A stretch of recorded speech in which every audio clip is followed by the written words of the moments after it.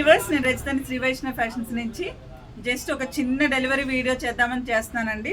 ఈ iron pleated lehenga కింద చూపించు. ఈ ఐరన్ ప్లీటెడ్ లెహెంగాకి మనం బ్లౌజ్ సెట్ చేసేటప్పుడు ఈ పింక్ బాగా పింకిష్గా ఉంటుందని చెప్పి కొంచెం ఇది డల్ చేయాలని చెప్పేసి మనం బ్లౌజ్ ఎలా సెట్ చేసామో చూపిస్తున్నాను అండి.